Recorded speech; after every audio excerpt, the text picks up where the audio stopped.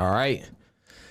What is up, guys? Welcome to the Tony&Dakota podcast. Today, we're going to talk about some end-of-the-year numbers. We were going to go over goals. We didn't really talk about them a whole lot. So, but we can talk about what our goals were for this year, where we ended up, and kind of what we're going to be doing moving forward in the future. So, appreciate you guys watching. We don't have a guest on today. Today, it is just Tony. Yep. And I, and we're going to go over some interesting stuff. If you like numbers, this is definitely going to be one that you're interested in. If you guys want to see how much money people make and different things like that in real estate, this one's going to be like super insightful. We're going to go over, how much we grossed, how much we made, how many deals we bought, what we spend on certain things, different things like that. So stay tuned. It's going to be a lot of interesting stuff. What's the first thing we want to cover? This one might have more of an improvisational tone to it. But we try to be as genuine and authentic as possible when we're doing these podcasts, just so that you guys get a feel for our actual personality. We got some good feedback on that. We try not to be like the typical newscaster, realtor who puts on the smiley face and is like. But anyways, yeah, let's try to reenact some of what they do. Could you impersonate them for us real quick?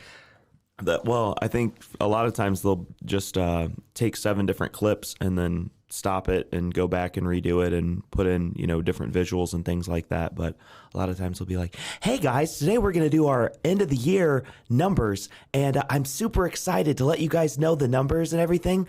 Let's dive right into it. And then they throw an intro in there. And yeah, I always feel like they're HGTV. So in today's news, looks like the assignment income that we made was pretty good. Today we're going to go over how much more money we bought and how much more we spent and a lot of other stuff that doesn't make any sense. All right, that's basically how they talk. I don't like the way they talk, but all right, let's go over what's the first thing we want to go over today.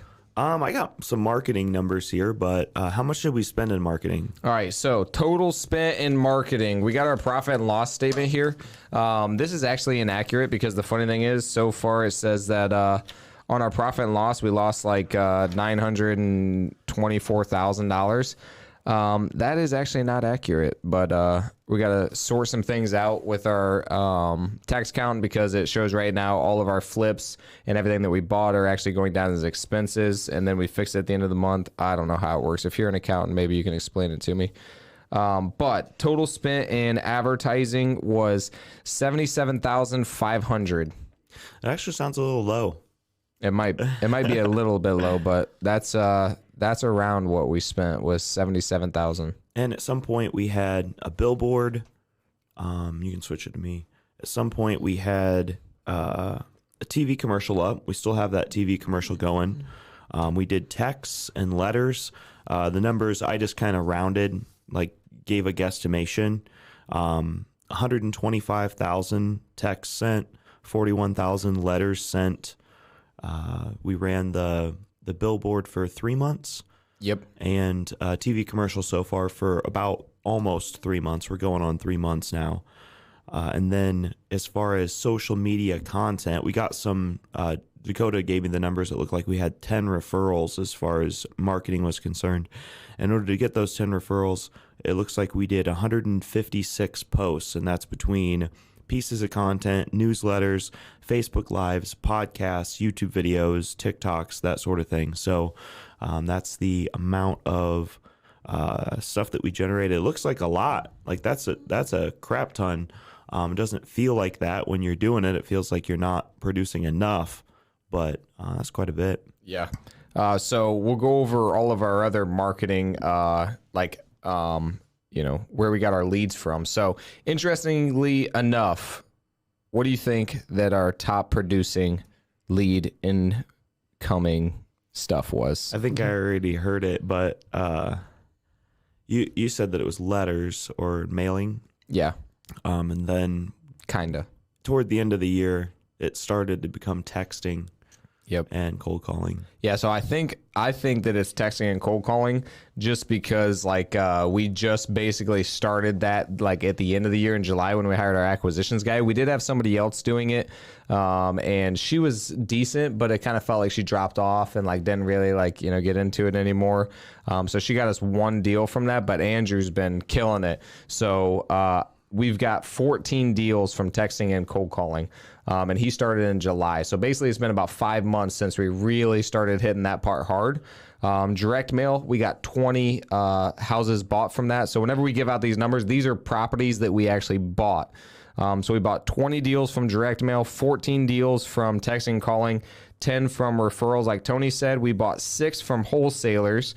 3 was from Google, people just searching us. 2 from TV ads, our billboard / sign like out here at the office is 2, and then Facebook, just by us posting, we got 1. There was a couple more that were on Facebook that we bought from wholesalers and stuff, but that's the general overview of what we spent our marketing dollars on and what produced actual results. So yeah, that basically goes over how much we spent on the marketing. So now the big question is, holy crap, you guys spent $77,000. What was your return on that? So I didn't even do a return on investment, actually. I didn't go over that at all, but Cost per lead. yeah, I didn't go over cost per lead or anything like that. I mean, we could do it real quick. Let's just say $100,000, just in case we forgot, 25,000 and then 57. I guess we should go over that too. How many deals we bought? Wait, 100,000 divided by 57? Yeah, that's how many deals. It's 1,754. 1,000 what? 754, about $2,000. Yeah, that's about right. That's about what Ryan Dawsey says that he spends, about $2,000, $2,500 per lead. So I mean, it sounds to me like we're getting him a little bit less then. So that's pretty cool. So yeah, our total deals bought, it was pretty cool. Oh man, I actually just I don't have it up. Wonder if I can pull it up here real quick. So our total deals that we bought were 57. So we bought 57 deals. I wanted to tell you guys how many of those were wholesales, how many of those. I have it here. 42 were either flips or wholesale deals, and then 15 of those we either seller financed or turned into rental properties. Nice. How many? 15 became rentals or seller financed. 42 flips or wholesales. Nice. Yeah, so that was pretty cool. So in the beginning of the year, our goal was to get 36 rentals. We wanted 3 per month. But then once we started hiring an acquisitions guy, and then we got into Ryan Pineda's program a little bit more, we started hiring people, our overhead just got kind of ridiculous, honestly. So we're like, oh, snap. We don't have time to refinance, do all this other stuff. We need a wholesale, we need a flip to be able to keep this thing moving because we needed money all the time. So that's the crazy thing, too. A lot of times when you hear these numbers, you're like, holy crap. You think that, we feel rich and, we have all this money. And that's the interesting thing is, I don't know if we've ever had over $50,000 in our bank account most of the year. Yeah, for longer than about a week. I mean, it's been in there for 4 days. Right. Yeah, so usually we close on a big property, but we're in the middle of so many other ones that it goes very quickly. So we're at the point now where we're spending about $50,000 a week on payroll, on rehabs, all that other stuff. So money goes very, very quickly. I think too, when we hired Andrew, we might have had 6 houses in our pipeline, and that felt like a lot to us. At some point, though, we ended up with 14. So I think that was the highest number of properties. We had 2 houses that were pending that were supposed to go through and then had issues. One was a USDA loan that got pushed back. Another one, both of these properties were probably going to end up bringing back to us about 70 to 100 grand. And so we had 14 deals in our pipeline. None of them were selling, and we were buying more expensive houses than we had previously. So our inventory was more expensive. We had more money going out to private money lenders. in the form of interest-only payments. And so we just had so much money going out. We were borrowing so much money. We had so many houses that we were like, man, I'd really like to keep some of these as rentals, but we didn't really have that option because it was so much overhead, so different than what we'd been doing in the past. Yeah, so we ended up flipping and wholesaling a lot more than what we wanted to this year. I mean, our goal has always been to have a bunch of rentals and get to 80 properties.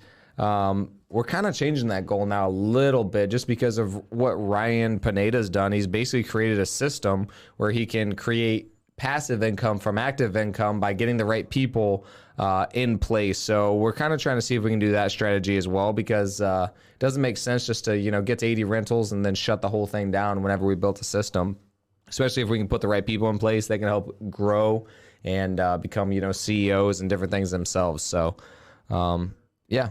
If you're wondering, though, if we can use more money, we can always take more money from investors. We can always use that money. We'll probably be looking into doing more things like syndications in the future. So if you follow us, I think the link is like tiny.cc/invest with LTD, all lowercase. You can go in there, put in your email, and then I'll send you deals that we're looking for money on. Or if we find a deal that we want to do a syndication on, you could be a percentage owner of that deal as well. Yeah, speaking of private money lenders, I want to go over the amount of interest that we paid. So I know it's wrong, like in the accounting for some reason it didn't show all of it. So I know that we spent over $100,000 in interest paid to investors. So that's everyday people just like you. Who invested with us. They've gotten a decent return on their money.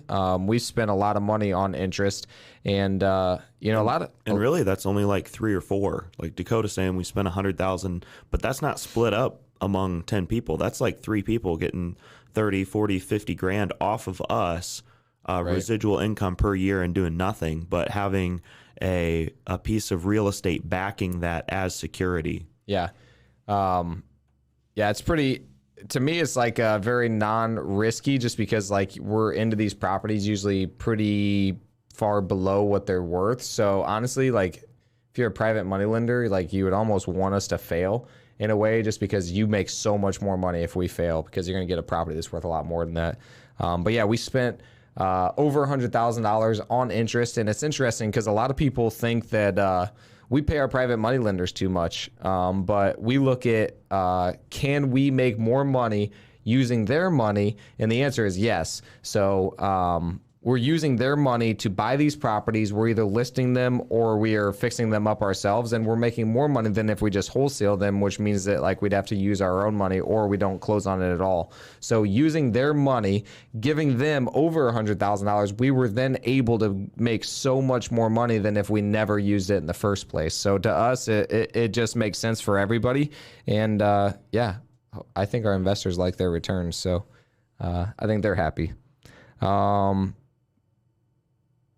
Yeah, let me see. One other thing I wanted to go over was how many people we hired. So this year, I think this is the first year that we ever hired anybody. Like besides, well, we never even technically hired contractors, but besides people working on properties, I think this is the first year that we ever hired anybody. So that's a pretty big deal. So we hired 3 people. We have Allie, Andrew, and Jacinda. So Allie is our assistant. She basically does paying the bills. She does a lot of stuff in QuickBooks. She goes over the deals in the pipeline. She's going to go into more transaction coordinator position. And yeah, she just runs around and like does a whole bunch of stuff, actually. Andrew, you guys have probably heard us talk about him a lot. He's our acquisitions guy. He's the one who's actively going to get the deals. And then Jacinda, she is a beast. She gets like basically anything that we need, like to like stoves, couches, stuff like that. She gets them. And then now we're kind of building up our Airbnbs. And that's something that she really has a passion for. So she's helping us to build those up. And we're probably going to hit that a lot harder next year. That's something else I didn't talk about is how many Airbnbs we own now. So what, 3? Yeah, we have one that's a duplex. So it's a top and bottom. And then that one's kind of close to the Electric Works project. Still a little ways away. I wouldn't say it's like exactly part of that area, but it's close-ish. And then we have one that is just getting fully furnished in Leo. It's a little interesting because it's on a well and septic, which makes us a little nervous to keep it as a rental property. But there's that one. And then there's also, where's the last one at? Okay, one by Parkview Randalia over in the O5. And that one's rented out per room.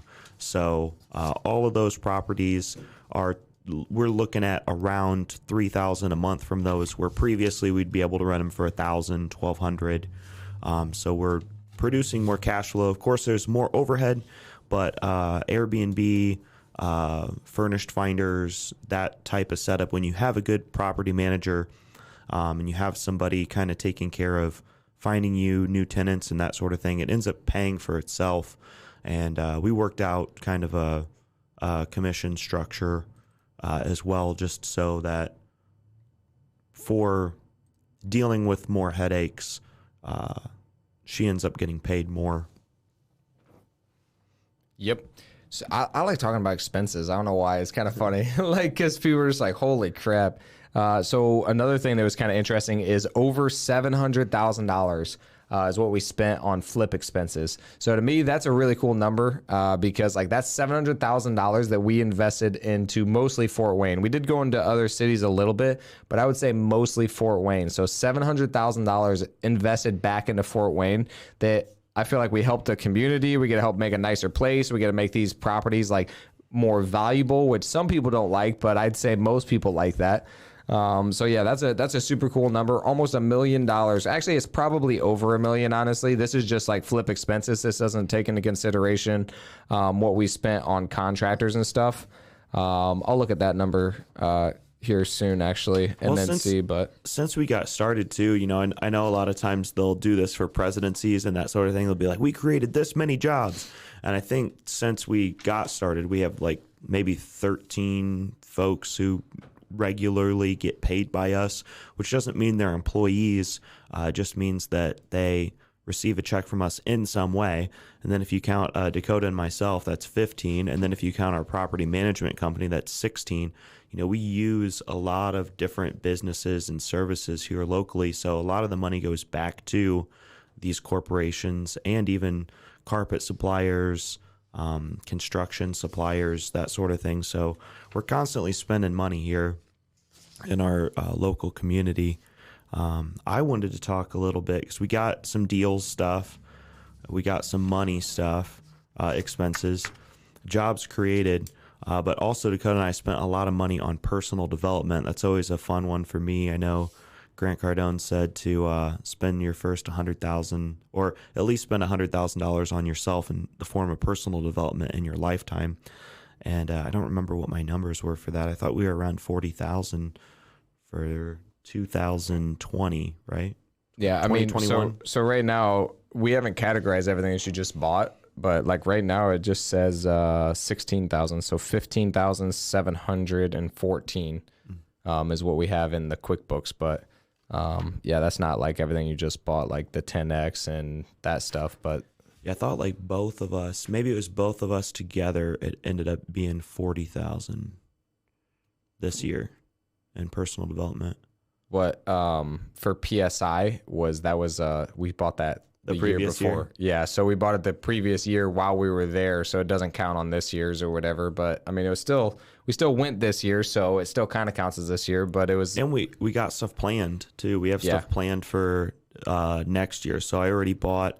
We met some really cool folks at one of the events that we went to, and they said, "Hey, if you like what you did here, then you're really gonna like NLP, neuro-linguistic programming. We're going to go learn how to be facilitators of that. Actually, it's like a course to teach you how to teach that to others. That's a 3-day event, and that was fairly inexpensive. We're going to do that in Phoenix, Arizona in June. And then 10X Growth Con in Miami, Florida. There's another, gosh, I'm trying to remember everything. But basically we're doing, Gary V. Oh, yeah. So we bought a token, a non-fungible token, and we're going to go to his first event in Minneapolis, Minnesota. I think that's in May. So there's one that I'm missing too, but at least 4 events this year so far, plus probably the at least 3 of the 4 Vegas masterminds. That puts us at 7 trips already. So we're probably going to spend at least $14,000 on plane tickets and hotels and rental cars. Yeah, I forgot about the future flipper and stuff like that too. That still counts. It takes up our time, which is like of value. Something else I forgot to talk about was repairs and maintenance. So repairs and maintenance are different than flip expenses. So repairs and maintenance are what we put into our own rental properties. So those are ones that we plan on keeping. What do you think that number is, Tony? Well, we kept 15.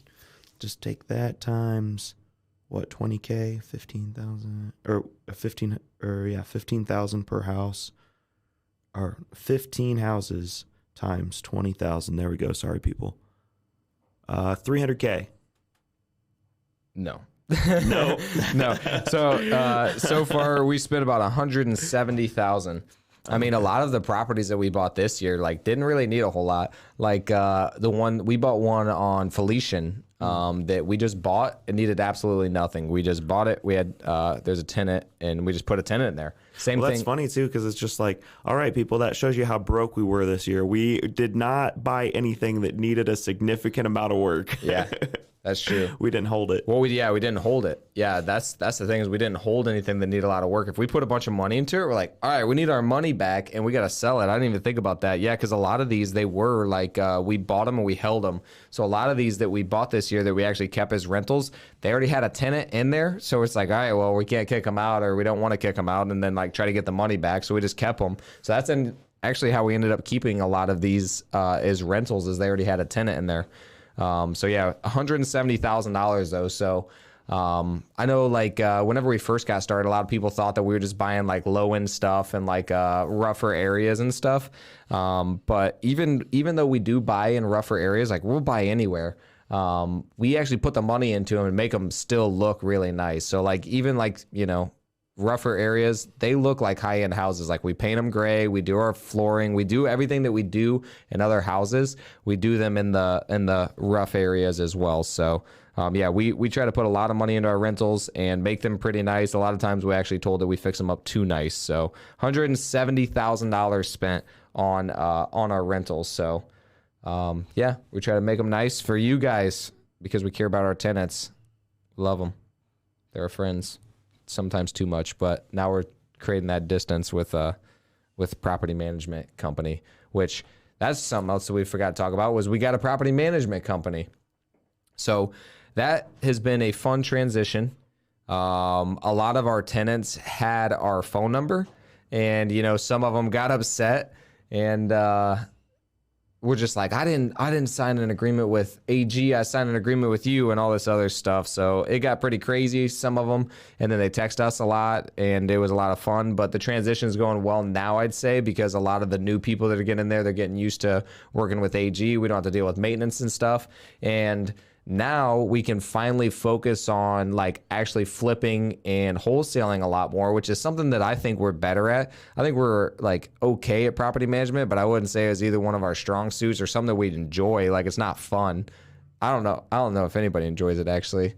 Maybe Sarah likes it, but yeah. So for me, I like flipping properties a lot more. I think it's a lot more fun. So now we get to focus more on that. We get to give them all of our tenants and stuff, and yeah, that's pretty cool. So we got property management this year. That was huge for us.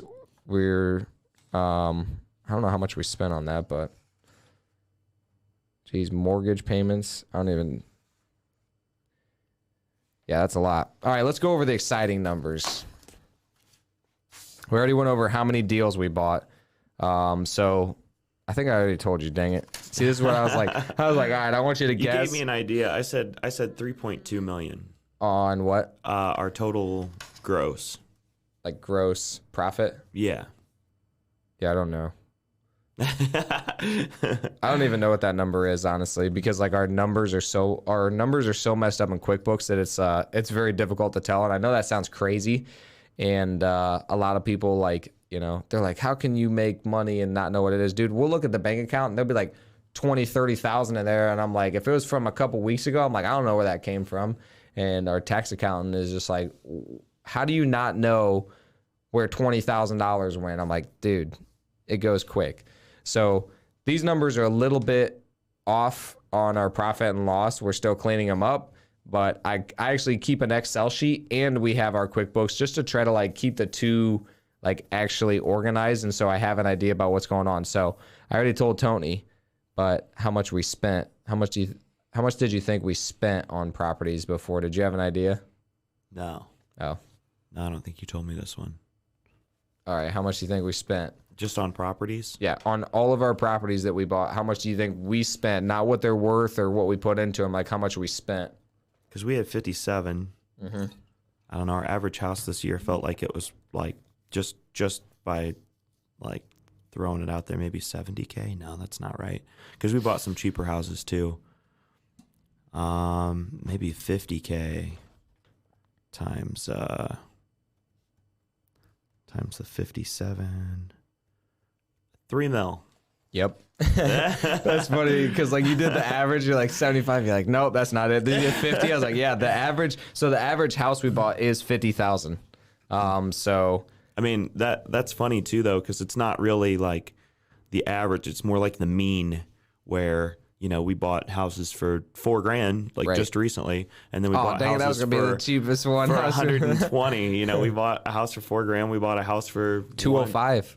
Oh yeah. That was our most expensive one. So they're scattered. Yeah. So our cheapest house that we bought this year was $4,000. We just bought that one recently. And our most expensive property that we bought this year was $205,000. That was the mansion we showed you guys. So it was funny because on that one that we went to, actually both of those were from Andrew, which is funny. Andrew took a phone call. The lady's like, whatever you say you want to give me, I'm fine with. And he's like, all right, well, 5,000 to 10,000. She's like, okay. So we go out there, we look at it, and we negotiated to $4,000. It is pretty rough, but we're going to make some decent money on that one.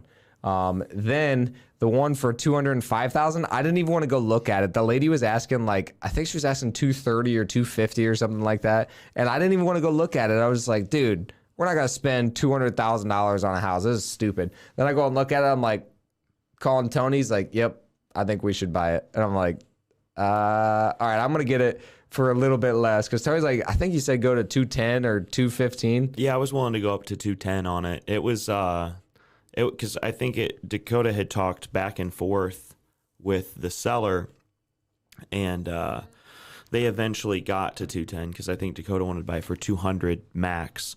And with the square footage of that property, it was just a mansion. It's so cool on the inside too. He sent me, FaceTime me the outside of the property, and I was like, wow.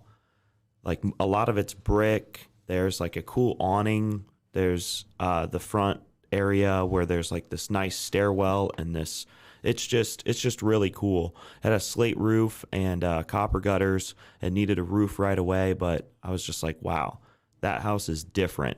People will want it, even though it's zoned as an office. That's a potential issue that we might run into later, but it's really cool property. Yeah, but the nice thing about that property is when we appraised it to buy it, it appraised for $350,000. So we're gonna put 35 into it probably, and so yeah, we'll be all in for 240, and then we think it's worth 350. I think. In my opinion, I think we can make a 6-figure flip on this one, which will be pretty cool. So total, though, that we spent on the properties was $3,086,042.87. That was what we spent on all of our properties. So that's pretty crazy whenever you look back, because whenever you're doing these deals, you're just looking, and you're like, oh, man, you don't even look at what's happening anymore. When... It's so funny. I didn't even tell you this. So I saw a Facebook post with this guy that was making a post. He's like, hey, man, I got this deal under contract. I don't have the money for it. And then some realtor was just like, oh, man, he's putting stuff under contract that he doesn't have the money for. And I wanted to comment on there and be like, oh, dude, we do that all the time. But I think it is a little bit different with new wholesalers who don't have the means, or like they're not positive they're going to find the money, but like that's also what you have to do to get started. So yeah, I think it's interesting. Like, you know, $3 million, not like we've never had $3 million ever. I mean, that's just crazy. And I remember at one point, I was actually the most scared in the business ever. I was stressed out. I couldn't freaking eat at all. But there was a point where we had over $1 million under contract, and we were spending, like, we're still spending $50,000 a week. I have like a ton of money invested, like, I don't know, over 150,000 invested. And so I'm almost out of money. And we still had to buy these properties. Then Andrew, who works on commission, is still bringing deals in, and we got to continue to do those. And we're in the middle of like 10 other flips. So we had over $1 million under contract, and all of our private money lenders were like tapped out. So we started freaking out. But then Tony was just like, all right, what do we need? And then he just started sending out emails to people, and we found some more investors, and we found $1 million within 30 days. So that's just crazy. Like, it's also stressful, but yeah, I mean, we spent $3 million in 1 year, and I would say most of that was in the last like half of the year. Once we hired Andrew, I would say like probably like, I don't know, at least half, 1.5 was spent in like the last 4 months probably on properties, which is just crazy. Yeah, it always happens at the end of the year. It feels like we have this exponential growth. We change something, or we, you know, decide to move forward on an idea that we've got, and then it ends up manifesting in like July, and then it actually ends up like full, like a big push around September. And so then by the end of the year, we're like, oh crap, like things really sped up. I feel like that happened every single year, where, you know, maybe the first time was when I went full time in the business, and then the second time was when we started doing marketing consistently. And then the third time was when Dakota went full-time in the business. And the fourth time was when when we hired anybody. Oh, like, yeah. We just hired our first employee. Yeah. And then after that was when we hired a sales guy. And then again, when we found more private money, you know, or started doing social media consistently. Like, there's always been these things that exponentially improve the input and the output. So we've been expanding by figuring out the next thing to scale and then doing that. Yeah, I want to actually talk about our wholesales. I'm pulling this up here. Hopefully you guys can't see too much of this, but I know you already kind of know this, but I figured I'd show you too because it's pretty sweet. So in 2019, that was the first year that Tony went full time in the business. So that was when we really started like actually like trying to do stuff consistently, because we had to pay for Tony and everybody. So we made $82,000 in profit, like net profit. That was all wholesales. I think maybe we did one flip. Yeah, that was on Lily. Lily. So we did one flip that year. So in 2019, we made around 82,000. And I remember like, dang, that's pretty good. And then 2020, so last year, our average wholesale was $10,000. Our average flip was $18,500. Our overall total average deal was $12,500. And our total profit for last year was around $273,500. So that's like, you know, not taking into consideration marketing and all that other costs and overhead and stuff. Yeah. Well, it's kind of gross, kind of net. It's like gross off of, you know, this takes in consideration like how much money we put in the deals, what we paid in realtor costs, what we paid in the taxes and stuff like that. Not like our proration of property taxes, not our actual taxes that we had to pay on it. But so it's kind of gross, kind of net. It depends on which way you look at it, but it's definitely gross of an overall company, net on that particular house. But this doesn't take into consideration interest paid, stuff like that. So that was 273. This year, what do you think?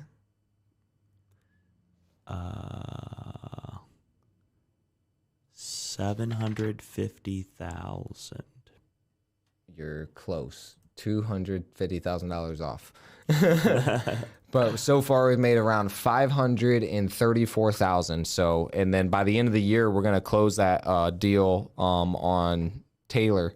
So we'll close that. So we'll be around 550. And if we close any other properties like Sargent or anything like that, then we'll probably be closer to 600. So that's pretty cool. $600,000. This is just on the flips and the wholesales. Some like right now we're at 535. Let's just say 535,000. Our average wholesale now is $13,170. Our average flip is $45,000, which is freaking incredible. Shout out to our crew. They've helped us. Our other contractors has helped us a ton. He's been knocking them down. So thank you guys. It really helps us to actually get through these a lot faster. And then our overall average deal, like between everything, is about $20,500. I broke it down even more because I wanted to know more numbers. So I wanted to know if we're looking at how much equity we kept, and then plus on how much we made. And that number is pretty cool. What do you think that number is? Oh, and equity? In equity plus how much we've already made. So like, let's say you take this year to date, how much money we made, plus how much equity we have. I was very interested in this number. Let's see. So we kept about 15. Yep. Yeah, I think so. 15 houses, 25,000, 375 in equity.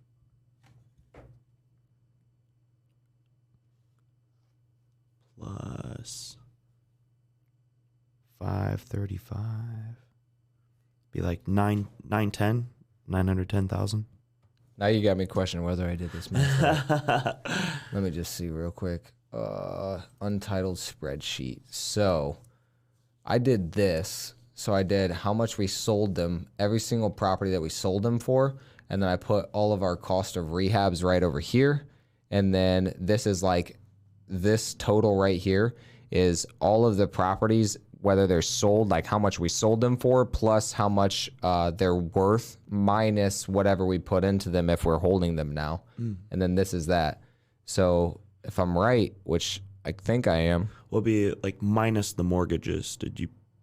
Well, the mortgages like don't actually matter for how much equity we've created.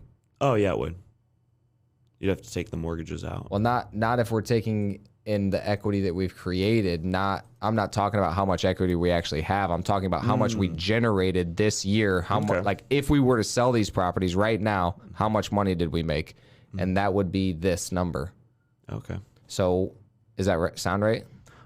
Well, you'd still, if you were going to sell them, you'd still have to take the mortgages, like subtract the mortgages out. But that doesn't lower your basis on how much you actually have in the property. Like, let's just say that we bought a property for $100,000. We put 25 grand into it, but we borrowed 150. We're still making, if we sell it for 200, we're still making 75,000, even though we're only getting 50 back. We just took an advance on the 25. Yeah. So this is like basically like how much we generated, because mortgages don't really matter. Obviously, interest paid comes out of it, but like the mortgage doesn't matter on how much we made. So I think I'm right. I'm pretty sure. I don't know, but we're just going to assume that I did my math correctly. If I'm wrong, correct me, let me know. But $1,664,047 was between profit and equity created in all of our properties that we've done. This does not take into consideration on all the sold stuff. It does take into consideration our realtor fees and all that other stuff. On our equity, it doesn't take out that or our proration of taxes, all that other stuff. All it is how much we have into the property plus what we bought it for. That's basically what we're using as our basis, and then what it's actually worth. So that means that on average, every single property that we buy, we either have $30,000. Like basically, we're going to make $30,000 on it on average. Overall, if we were to sell all of our rental properties and stuff. So I thought that was pretty cool. 1.6, almost 1.7 million generated this year in equity or profit, which is nuts. Because like when I tell you that we're broke, or like we feel like we're broke all the time, like I'm telling you, like we're seriously like not feels like we have no money all the time. Because we spend it all on the next one and the next one and the next one. So even though we generated this, you don't see it. And then also, like, if you have 140, like if you have a property that's worth 140 and you don't have all your equity, because obviously the bank doesn't give you all your equity, it's just kind of sitting there. So you build a lot of net worth. And then a lot of times you don't actually have the money in your bank account, because once you have the money in your bank account, that's when you really pay taxes on it.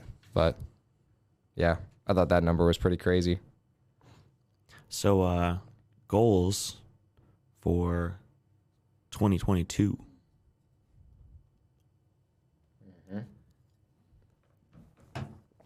We didn't talk about that. I have a little, yeah. Well, we talk about it now.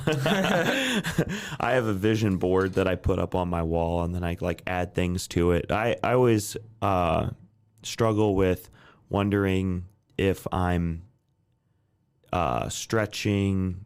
I feel like I stretch what I've already got rather than like pursuing new things. I saw a Buddhist monk type guy who was like, I hope that you get everything that you didn't wish for, kind of thing. And I feel like that happens with me a lot, where I go into something and then I end up having the hero's journey and I just get what I need rather than what I want. Because what I want of is usually a magnification of what I already have. But on that being said, all of the stuff that I have is pretty much like me wanting more of what I've already got. So I put storage units, potentially getting into self-storage a little bit, multifamily properties, maybe mobile home parks, just going after bigger deals, possibly sitting down with a lawyer and starting a fund and doing a syndication, maybe one syndication this year, as well as just a bunch of houses down at the bottom, trying to hit our 80 houses goal, which was our initial goal. And then something else we're going to do more of is course sales. We might start our own real estate investors association, try to build our own network and our own community, and be more educators and experts in the space that we're in, as well as I'd like to either get a girlfriend or a committed partner. And then besides that, just some things that I'd like to buy, like a new iPhone and laptop and that sort of thing. A laptop? What kind of laptop? Just a regular laptop. Oh, nothing special. I mean, what do you think about a Mac? I didn't say anything, nothing special. We're gonna get Tony a MacBook. I love it. So that I can take it to the pawn shop and then get himself a Dell or a ThinkPad or whatever, as long as it's not from Best Buy. Yeah, Best Buy sucks. We bought a computer from there one time. It had so much junk on it, we couldn't even use it for some reason. HP, it was brand new, and like it didn't even work. It was annoying. But yeah, I think last year, I know we had a goal that if we hit $400,000 in net profit, that we're going to get Teslas. The funny thing is, I don't know if we hit it. Because like I can't tell, it's so hard to tell. So hopefully at the end of the year, well, it's kind of like good and bad to make money too. Because like if we show $400,000 net profit, then like we had to pay a lot of taxes. But I kind of want to know our real numbers, because it's always hard to see your numbers if like you're writing everything off. And it's like, all right, did we actually make money, or like were we just writing off stuff that we're going to spend it on anyway and stuff like that? So I don't know where we ended up, but yeah, so if we hit 400,000, then I guess we had to buy Teslas, because we told ourselves that. Yeah, I always look at the cost benefit analysis of buying a different vehicle, and I already did one on like going with a Toyota Corolla hybrid versus the car that I've got now, and really it ends up paying itself off in like 8 years, and I drive so many miles, I don't even know if the car probably have like 350,000 miles on it in 8 years or something. And then same thing with the Tesla. Like cars just depreciate in value over time. Even if you keep low miles on them, they still don't hold a lot of residual value. So I always count on the value being zero when I'm done with the car. And in order to do that with, a Tesla, basically you'd have to get like the $40,000 version of the Tesla Model 3 that doesn't have autopilot. And so then it's just like, what are you even getting a Tesla for besides not having to go get gas? But no autopilot, just the base model type thing. I think I'll just keep driving my regular car. Yeah, I don't give a crap about the benefits of it at that point. I mean, it's more just like to reward yourself for hitting a goal, because like if you keep doing all this and then like you don't get anything out of it, it's kind of like, what are we doing it for? Like, that's something else that I guess I don't know if we talk about very much. I don't remember, but we don't buy anything. We haven't bought anything. Like we bought equipment, we bought stuff for this. Like we buy stuff for the business. We don't buy anything for ourselves. So, you make a lot of money and like most people want to spend their money, go out and party, go out and like, buy these new cars and do all that stuff. We haven't done that in 4 years, 4 years.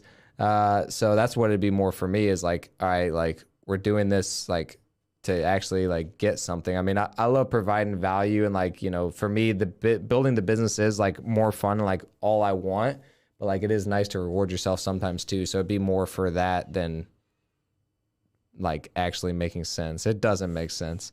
A Tesla doesn't make no freaking sense. If you validated it, the only way that I could think of that you validated it is like a write-off on your taxes. That's the only thing that I can think of. But other than that, like, it doesn't make sense. It's just cool. I could see how if you were getting, 18 miles per gallon with another vehicle, and it was terrible safety wise, like you add up all the benefits of having, and even saving money on insurance and stuff like that too. Like if you were driving a sports car or something and then you switched, how it would still make sense. But yeah, a lot of times it makes sense to buy a $10,000 vehicle more than it does to buy a $50,000 vehicle. Yeah, go buy a Prius if you want to make sense. That's what you got to do. Prius. Well, the Toyota Corolla hybrid's even cheaper. That's why I was going that right. Yeah, brand new. They're like 22,000 instead of 30,000. And they look a lot cooler, and people won't make fun of you as much. I like the Corolla hybrids. They look sweet. So I drive a Camry hybrid right now, which I think those look pretty cool too. But they get really good gas mileage. They're around 40 some per gallon, so it's pretty strong. So that's why a Tesla doesn't make any sense for me either. Like I'm not getting better gas mileage or anything. It's not. You know what does bother me about the Teslas though is that everybody's driving one now. Mm-hmm. Like everybody drives a Tesla. I'm just like, man, I want my Genesis back. But that makes total like no sense at all. So I'm just like, man, like I was getting 15 miles per gallon with my Genesis. I mean, it was just dumb. I'm like, I can't even. It actually bothered me, like driving it. Like it literally bothered me because I'm like, this makes no sense. I really like it and I think it's cool, but like, man, it made no sense at all. It's just dumb. So I felt like I was just wasting money. But yeah, I guess this next year, really, it's gonna be more like for me. It would be like my goals for the company would be like, I want to get Andrew like trained where he's doing everything himself, like going looking at properties and everything. And then I would like to get one more acquisitions guy because I think having 2 acquisitions guys is important. It keeps you motivated and then has somebody to compete with. We need somebody who's like really good that can compete with them, and then they can learn off each other. Yeah, that's something I thought about too, is we could even expand into other markets. If I'm getting overwhelmed with the amount of leads that I'm having to pull, data that I'm having to pull, then that's kind of a good thing because then it causes me to have to figure out like what other markets can we go and wholesale in. We have mentors, friends, associates in other markets, and we could take less of a commission on those because we don't have our licenses in other states, but we could partner with people in other markets and sell them our deals, especially if they're willing to buy every single one. That gives us more faith to continue doing the marketing. And if we're good at it, they don't like doing the marketing and sales anyways, and that's kind of something that we're good at. We could scale our wholesaling business that way. And then also, I thought about this. This might be something later on in the year again that would exponentially move the business forward, but it's more like, at least a 1-year investment, which is to find someone who we can pay hourly, but also give some sort of a percentage, like to build our YouTube and TikTok, somebody that's going to follow us around with a camera, create content from our previous content, hire people under them. So basically just like a social media videographer specialist who's interested in having a percentage of that company, whatever that company ends up looking like, because social media will help us scale exponentially. It's just doing it is it's a full business in and of itself. It requires like, maybe I would imagine between all of the different employees that one of our mentors, Ryan Pineda's got, he's got 3 guys. That's 120 hours plus the 24 that he does.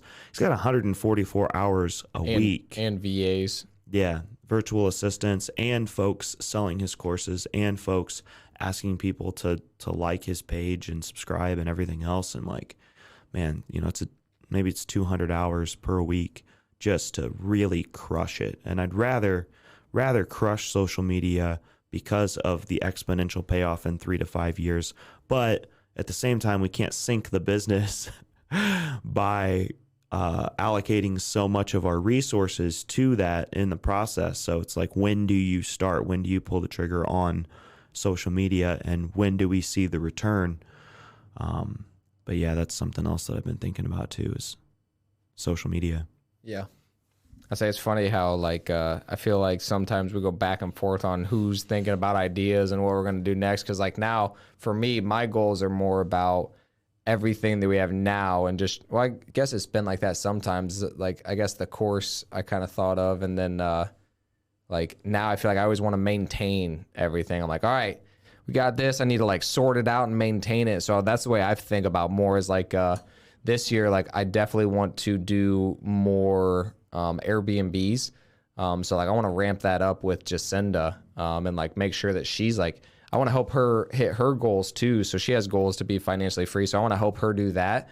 And like, we're going to ramp it up. So that's something else that I really want to do, is just ramp up how many we're doing. I know she wants to do them in Florida and Indy. I want to do that too. So that's something that is definitely on the list. Something else is just like automating the business. Like I really wanted to be as automated as possible. So like I want to help Allie like really grow into the position. Like, let's freaking get this thing done. And this year, we're going to start having to be more strict. So that's something else I want to implement, is like more expectations and like really helping people. Because I was just talking to Andrew about it. I feel like whenever you don't hold anybody to an expectation or anything, like I'm kind of like not helping them to reach their full potential at all. Like I'm not pushing them. I'm not doing that. And I'm always used to people being self-motivated. But like, I feel like sometimes people need a push, and they need expectations, and they need structure. And so now I'm going to have to create it for them, because I also feel like they're cheating each other.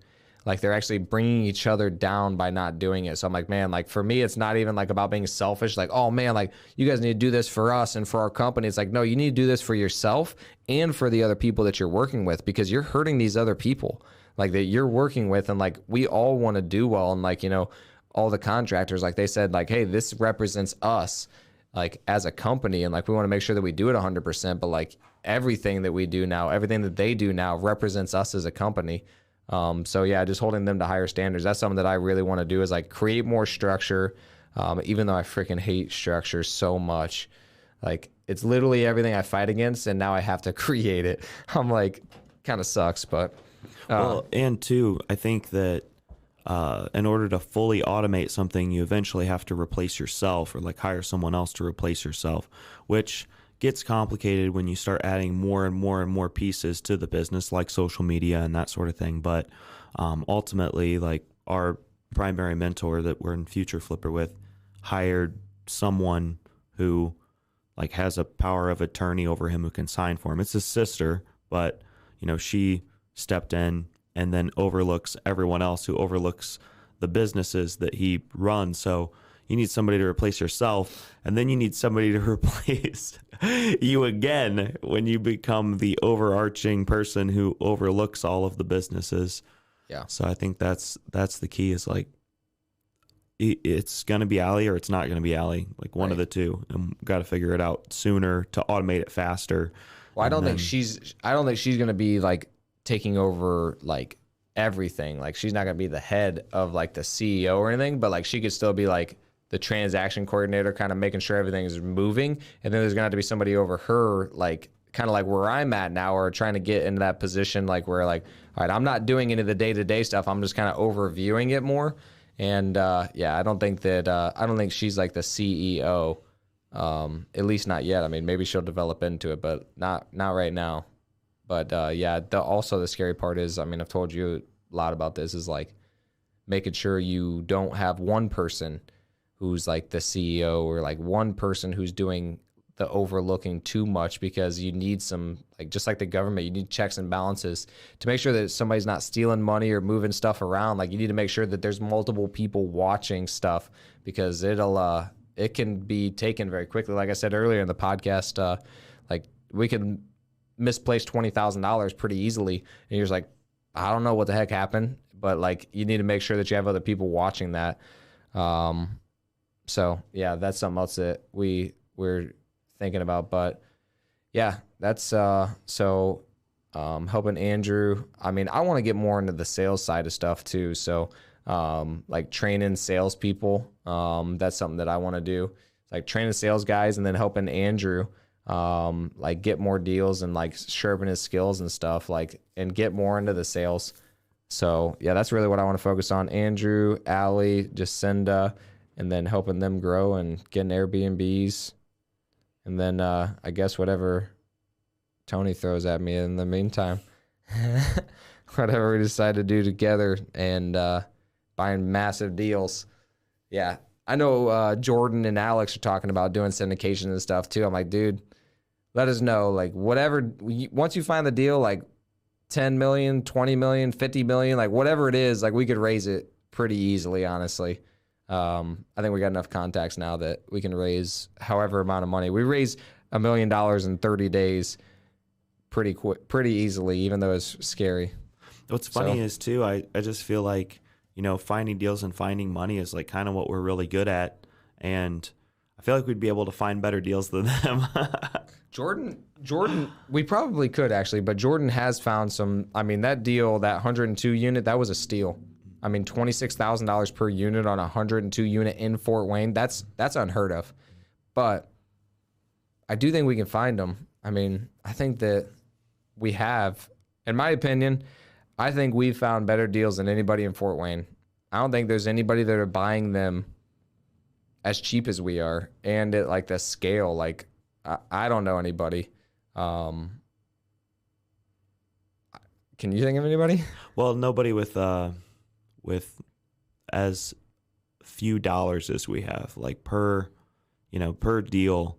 I feel like we've done it with the least amount of money. So there's a lot of other folks out there who've bought a lot more properties or gotten good deals because they bought properties in bulk, or, you know, just happened upon one because a wholesaler brought it to them because they're like one of the big dogs. But I think we have the least amount of money, and we've gotten the most success from the few dollars that we actually do bring in. So we're still probably one of the top 20 house buying companies in Fort Wayne, coming from nothing, which is the impressive part.